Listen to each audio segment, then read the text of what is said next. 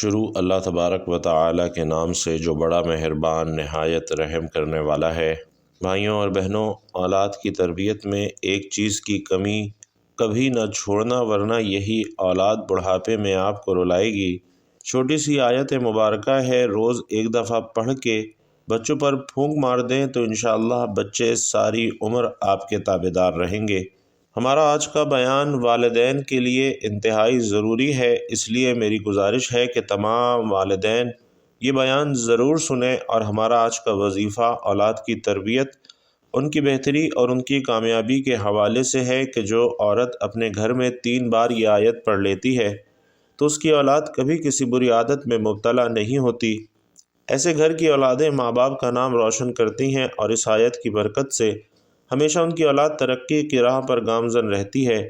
جس گھر میں عورتیں یہ آیت اپنی اولاد کی ترقی کے لیے پڑھتی ہیں یا ان کی کامیابی کے لیے پڑھتی ہیں تو اس آیت کی برکت سے ان کے گھر میں ہمیشہ خوشحالی آتی رہتی ہے۔ ان کی اولاد زندگی کے ہر میدان میں کامیاب ہوتی ہے اور اسے کبھی کسی قسم کی پریشانیوں کا سامنا نہیں کرنا پڑتا۔ وہ شیطانی طاقتوں اور نظر بد سے بھی محفوظ رہتی ہے اور ماں باپ کے لیے خوشیاں لے کر آتی ہے اور ان کا نام روشن کرتی ہے۔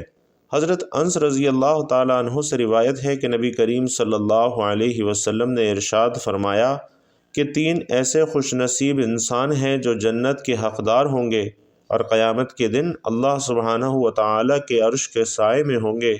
3 ایسے خوش نصیب مرد اور عورتیں ہیں کہ جن کی اولاد مال کو اللہ تعالیٰ فرشتوں کے ذمے لگا دیتا ہے، اور یہ ایسی برکت والی مرد اور عورتیں ہیں کہ جن گھروں میں بھی ہوں گے وہاں فقر و فاقہ، تنگ دستیاں، مصیبتیں اور پریشانیاں نہیں آئیں گی، اور وہ گھر جتنا بھی مال خرچ کریں گے اللہ سبحانہ و تعالی انہیں اس کا دوگنا عطا فرمائے گا۔ ناظرین، ان 3 خوش نصیب مرد اور عورتوں کے بارے میں جاننے سے پہلے ایک انتہائی خوبصورت واقعہ بھی سماعت فرمائیے جو کہ اولاد کی تربیت کے حوالے سے بھی انتہائی اہم ہے۔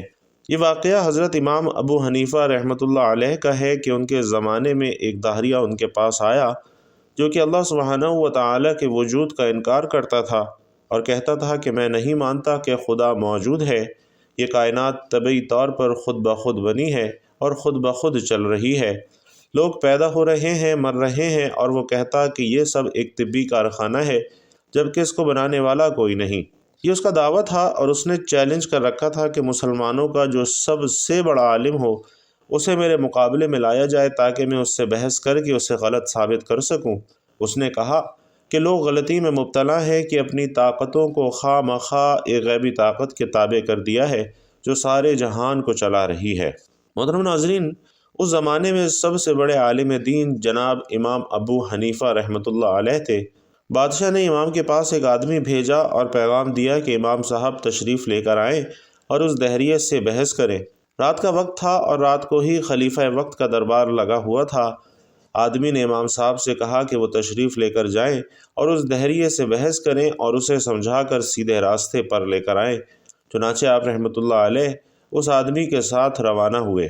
ناظرین، بغداد میں ایک بہت بڑا دریا ہے جسے دریائے درجہ کہتے ہیں۔ اس کی ایک جانب شاہی محلات تھے جبکہ دوسری جانب شہر تھا۔ امام ابو حنیفہ شہر میں رہتے تھے اور دریا پار کر کے انہیں وہاں جانا پڑنا تھا۔ امام صاحب کافی دیر سے دربار میں پہنچے اور اس دوران دہریے نے اپنا فتنہ برپا کیا ہوا تھا۔ وہ خلیفہ کو کہہ رہا تھا کہ مجھے لگتا ہے کہ امام صاحب نے نہیں آنا، کیونکہ انہیں اندازہ ہو چکا ہے کہ کوئی بہت بڑا فلسفی دربار میں آیا بیٹھا ہے اور وہ اس سے نمٹ نہیں سکیں گے، لہٰذا مزید انتظار کرنے کے بجائے تسلیم کر لینا چاہیے کہ میرا فلسفہ ہی سچ ہے اور خدا کا کوئی وجود نہیں ہے۔ اس طرح سے وہ داہریہ دربار میں بیٹھا شیخیاں بگار رہا تھا۔ جب رات کی 1 بجے کا وقت ہوا تو امام صاحب دربار میں حاضر ہوئے اور ایک صدا لگانے والے نے آواز دی کہ امام صاحب آ گئے ہیں۔ امام صاحب دربار میں پہنچے تو خلیفہ وقت وہاں موجود تھا اور اس کے تمام وزراء بھی اس کے ہمراہ موجود تھے، جبکہ وہ داہریہ بھی وہیں بیٹھا مناظرے سے قبل ہی اپنی کامیابی پر مسکرا رہا تھا۔ امام صاحب کو دیکھتے ہی تمام درباری اٹھ کھڑے ہوئے اور امام صاحب کا استقبال کیا۔ خلیفہ نے پوچھا کہ امام صاحب آپ اتنی دیر سے کیوں تشریف لائے ہیں؟ شام کے وقت آپ کے پاس قاصد بھیجا تھا جبکہ اس وقت آدھی رات کا وقت ہو چکا ہے۔ اتنی تاخیر کی آخر کیا وجہ ہے؟ یہ ایک شاہی حکم تھا جس کی تعمیل جلد سے جلد ہونی چاہیے تھی۔ ناظرین، یہ سن کر امام صاحب نے فرمایا کہ بادشاہ، میرے ساتھ ایک عجیب واقعہ پیش آیا ہے جس کے سبب مجھے تاخیر کا سامنا ہوا۔ زندگی بھر میں نے ایسا واقعہ پہلے کبھی نہیں دیکھا تھا۔ درباری یہ سن کر امام صاحب کے چہرے کی جانب متوجہ ہو گئے کہ آخر کیا واقعہ پیش آیا ہوگا۔ آپ نے کہا کہ جب میں شاہی محل میں آنے کے لیے گھر سے نکلا تو مجھے دریا پر کوئی کشتی نظر نہ آئی۔ گھپ اندھیرا تھا اور دور دور تک کوئی بندہ نظر نہیں آ رہا تھا۔ میں حیران و پریشان کھڑا تھا کہ اب میں دریا کو کیسے پار کروں، کہ پھر میں نے اچانک دیکھا کہ دریا کے اندر سے لکڑی کے بنے ہوئے شاندار تختے نمودار ہونا شروع ہوئے اور ایک کے بعد ایک نکلتے چلے گئے۔ میں حیران ہوا اور سوچنے لگا کہ دریا سے مچھلی تو نکل سکتی ہے، موتی تو نکل سکتے ہیں، لیکن یہ بنے بنائے تختے کہاں سے نکل رہے ہیں؟ ابھی میں اسی حیرت میں تھا کہ اس سے بھی عجیب واقعہ پیش آیا۔ وہ تختے خود بخود آپس میں جڑنا شروع ہو گئے اور دیکھتے ہی دیکھتے ایک کشتی کی شکل اختیار کر لی۔ میں حیران تھا کہ آخر یہ کشتی کس طرح سے بن گئی اور ان تختوں کو کون جوڑ رہا ہے۔ میں دیکھ رہا تھا کہ وہ تختے اوپر نیچے خود بخود ایک دوسرے سے جڑتے چلے جا رہے تھے کہ اسی دوران دریا میں سے لوہے کے کیل نکلنا شروع ہوئے اور خود بخود تختوں کے اوپر وہ کیلیں نہایت ہی خوبصورت ترتیب سے لگنے لگے۔ میں نے دیکھا کہ تختوں کے درمیان درزیں تھیں جن سے دریا کا پانی اندر داخل ہو سکتا تھا کہ اچانک دریا کے اندر سے خود بخود ایک روغن نکلا اور کشتی کے اندر ان درزوں میں خود بخود بھرنا شروع ہو گیا۔ میں یہ سب دیکھ کر شدید حیرت میں مبتلا تھا کہ اتنے میں وہ کشتی میری جانب بڑھنے لگی، گویا مجھے اپنے اندر سوار کرنا چاہتی ہو۔ میں اس کشتی کے اندر سوار ہوا اور وہ کشتی بغیر کسی ملاح کے مجھے اپنے ساتھ لیے شاہی محلوں کی جانب رواں دواں ہو گئی۔ میں حیران تھا کہ کشتی شاہی محل کے قریب کنارے پر پہنچ گئی اور جھک کر وہاں کھڑی ہو گئی، لہٰذا میں اس کشتی میں سے باہر اترا اور پھر میرے دیکھتے ہی دیکھتے وہ کشتی وہاں سے غائب ہو گئی۔ گھنٹہ بھر پہلے کنارے پر یہ سارا معاملہ دیکھتا رہا اور سوچتا رہا کہ آخر یہ سب کیسے ہو رہا ہے، اور اسی وجہ سے امیر المومنین، میں دربار میں دیر سے پہنچا ہوں اور دیر سے پہنچنے پر امیر المومنین سے معافی کا طلبگار ہوں۔ ناظرین، دہریہ جو قریب ہی کھڑا یہ تمام باتیں سن رہا تھا، بولا کہ امام صاحب، میں نے تو سن رکھا تھا کہ آپ دین اسلام کے بہت بڑے عالم ہیں اور نہایت ہی قابل انسان ہیں، لیکن افسوس ہوا کہ آپ تو بچوں جیسی باتیں کر رہے ہیں۔ یہ کیسے ممکن ہے کہ پانی میں سے خود بخود کشتی نکل آئے، خود ہی جڑنے لگے اور خود ہی ان پر روغن لگ جائے، وہ کشتی آپ کو لے کر خود ہی دریا پار لے جائے اور خود جھک کر آپ کو نیچے اتار دے؟ کیا یہ کوئی عقل میں آنے والی بات ہے؟ آپ جیسے بڑے عالم اور فاضل دانشور امام سے ایسی بات کی تو توقع نہ تھی کہ آپ تو صریحاً نادانوں اور بچوں جیسی باتیں کر رہے ہیں۔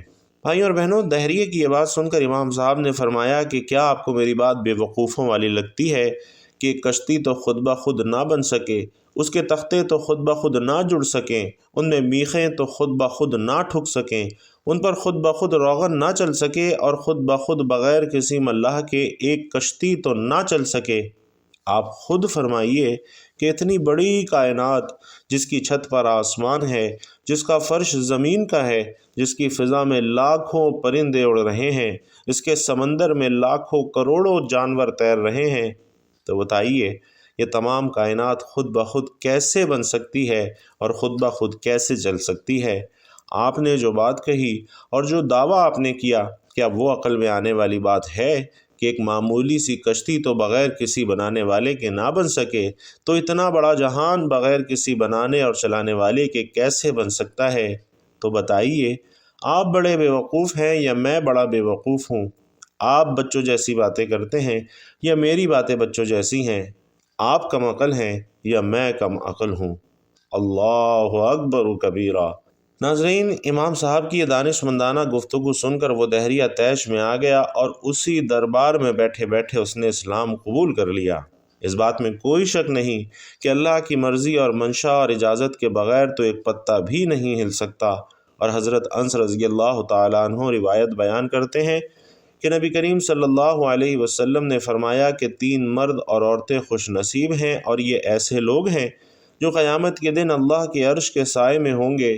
جس گھر میں بھی ایسے مرد اور عورتیں ہوں گی اس گھر پر اللہ کی خاص رحمتیں نازل ہوں گی۔ ایسے گھروں پر دن رات اللہ کی رحمتیں بارش بن کر برستی ہیں۔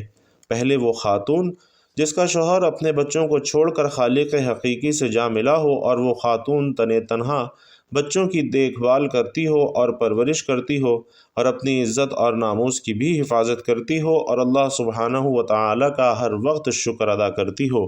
دوسری وہ خاتون جو صلہ رحمی کرنے والی ہو کہ اس عمل سے اس کی زندگی میں بھی خیر اور برکت ہو جاتی ہے، اور اس کی روزی میں بھی بے پناہ اضافہ ہوتا ہے۔ مرنے کے بعد ایسے خاتون کی قبر میں وسعت پیدا کر دی جاتی ہے، اور ایسی خاتون کی اولاد پر اللہ سبحانہ و تعالی اپنا حفظ و امان برقرار رکھتا ہے، اور قیامت کے دن ایسی عورتیں اور مرد اللہ کے عرش کے سائے میں ہوں گے۔ جبکہ تیسری وہ خاتون جس نے کھانا بنایا اور اس کے پاس یتیم بچے آ گئے تو اس نے اپنے بچوں کو بھوکا رکھ کر ان یتیم بچوں کی دعوت کی اور انہیں کھانا کھلایا، تو ایسی خاتون کو اور اس کے بچوں کو اللہ سبحانہ و تعالی اپنی حفاظت کے حصار میں لے لیتا ہے، اور اس خاتون کے بچوں کی ہر مصیبت اور پریشانی اللہ تعالی دور فرما دیتا ہے اور ان کے لیے آسانیاں پیدا کرتا ہے۔ ایسی خاتون اور اس کے بچے تا حیات اللہ کے حفظ و امان میں رہتے ہیں، اور قیامت کے دن اللہ کے عرش کے سائے میں ہوں گے۔ ناظرین محترم، اللہ رب العزت کی ذات بابرکت ہی ہے جو ایک مسلمان کی زندگی کے ہر معاملے میں اس کی حفاظت اور نگرانی کرتی ہے۔ ہر ایک مرد و عورت شادی کے بعد خانگی معاملات میں مصروف عمل ہو جاتے ہیں، اور جب ایسے شادی شدہ مرد و خواتین کے ہاں اولاد ہوتی ہے اور وہ خود ماں باپ بنتے ہیں تو انہیں احساس ہوتا ہے کہ اولاد کی بہترین تعلیم و تربیت کتنی بڑی ذمہ داری ہے۔ اولاد کی پرورش کتنا بڑا اور اہم فریضہ ہے، اس کا احساس اسی وقت ہوتا ہے جب انسان خود ماں باپ بنتا ہے۔ بچہ ایک ہو یا ایک سے زائد ہو، ماں باپ ہر وقت اور ہر لمحے ان کی نگرانی نہیں رکھ سکتے۔ بچے کسی لمحے کیا کر رہے ہیں، یہ ایک بہت بڑا مسئلہ ہے جو کہ بعض اوقات انسان کو ڈپریشن تک لے جاتا ہے۔ بچے کیسے دوستوں کے ساتھ اٹھتے بیٹھتے ہیں اور ان کے کیا معمولات ہیں، گھر سے باہر کن لوگوں میں اپنا قیمتی وقت گزارتے ہیں، تو بھائیوں اور بہنوں، امام ابو حنیفہ رحمۃ اللہ علیہ کا پورا واقعہ بیان کرنے کا مقصد یہ ہے کہ ایک مسلمان کا یہ ایمان ہے کہ وہ اور اس کی اولادیں ہر وقت ہر لمحہ اللہ کے رحم و کرم پر ہیں۔ اللہ ہی ہے جو ہر انسان کے تمام معاملات کو ہر وقت دیکھ رہا ہے اور انسانوں کے لیے کامیابی کے مواقع بنا رہا ہے، یا پھر انسانوں کو ان کی غفلت کے سبب ناکامی کی دلدل میں دھکیل رہا ہے۔ لہٰذا جو ماں باپ بچپن ہی سے اپنی اولاد کی تربیت اس طریقے سے کرتے ہیں کہ ان کے دل میں اللہ کا خوف بٹھاتے ہیں اور ان کے ذہنوں میں یہ بات بٹھاتے ہیں کہ ہر وقت اور ہر جگہ پر اللہ کی ذات وحدہ لا شریک موجود ہے، اور وہ ہم سب کو ہر وقت ہر لمحہ دیکھ رہا ہے کہ ہم اپنے قیمتی وقت کون سی مصروفیت میں گزار رہے ہیں، اور یہ بات اپنے بچوں کے ذہن میں روز اول سے ہی بٹھا دیتے ہیں کہ ہم جو بھی اچھا یا برا کام کرتے ہیں وہ سب کچھ اللہ کے علم میں ہے اور اس سے کچھ بھی پوشیدہ نہیں ہے۔ ہمارا اٹھنا بیٹھنا، ہمارا سونا جاگنا، ہمارا ایک ایک لمحہ اللہ کی نگرانی میں ہے۔ تو جب بچپن سے ہی بچوں کے دماغ میں یہ بات ڈال دی جائے کہ اللہ ہر وقت ہر جگہ اور ہر لمحے ہمیں دیکھ رہا ہے، اور ہم جب بھی کوئی اچھا کام کرتے ہیں تو اللہ ہمیں اس پر اجر دیتا ہے، اور جب بھی کوئی برا کام کرتے ہیں تو اللہ پاک ہم سے ناراض ہو جاتا ہے اور اس برے کام کے سبب اللہ ہمیں سزا دیتا ہے۔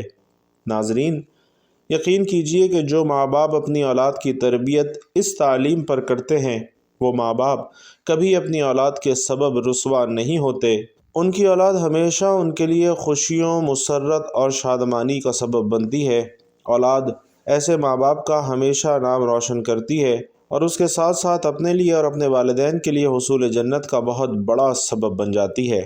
لہٰذا ہر ماں باپ کو چاہیے کہ بچپن سے ہی اولاد کے دل میں اپنا ڈر بٹھانے کے بجائے اللہ رب العالمین کا خوف پیدا کریں، تاکہ آپ کے بچے آپ کی غیر موجودگی میں بھی ہر طرح کے شیطانی وار سے محفوظ رہ سکیں۔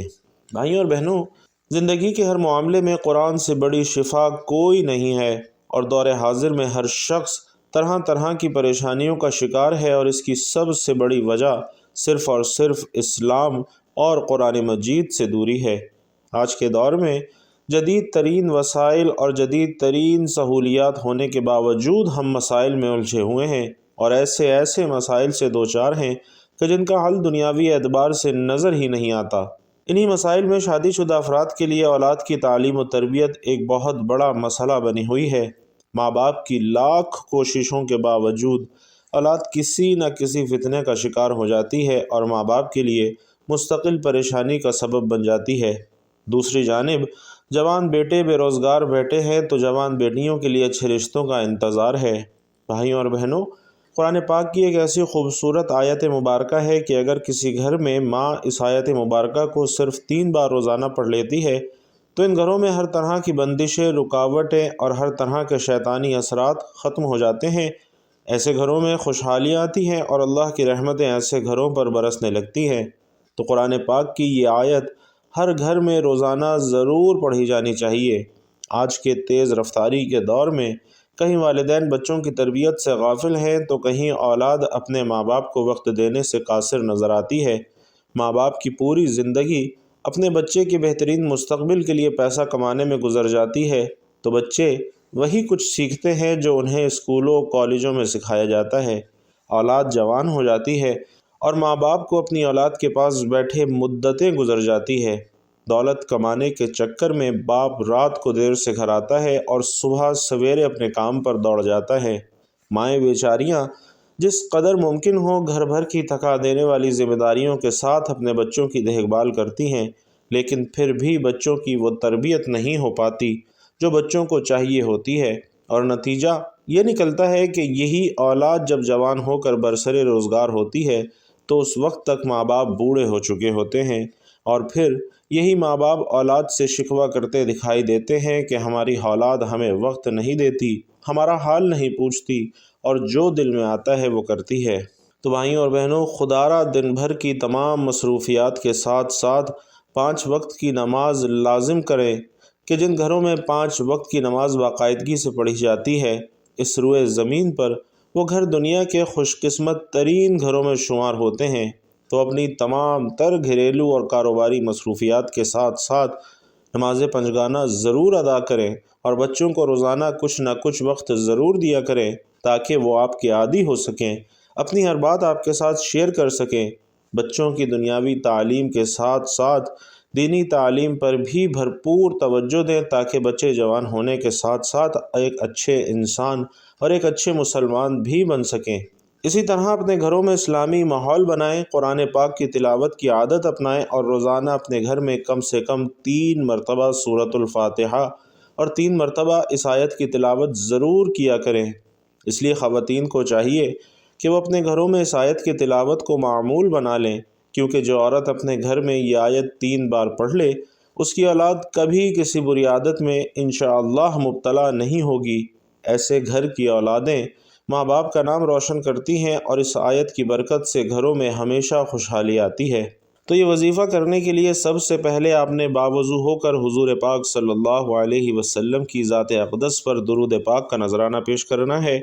درود پاک آپ کوئی سا بھی پڑھ سکتے ہیں، آپ چاہیں تو آسان اور مختصر سا درود صلی اللہ علیہ وآلہ وسلم بھی پڑھ سکتے ہیں یا صلی اللہ علی محمد بھی پڑھ سکتے ہیں، لیکن یاد رکھیے کہ درود ابراہیمی کی فضیلت تمام درودوں میں سب سے زیادہ ہے، لہٰذا کوشش کیجئے کہ درود ابراہیمی ہی پڑھیں، اور درود پاک پڑھنے کے بعد آپ نے یہ آیت 3 مرتبہ پڑھنی ہے۔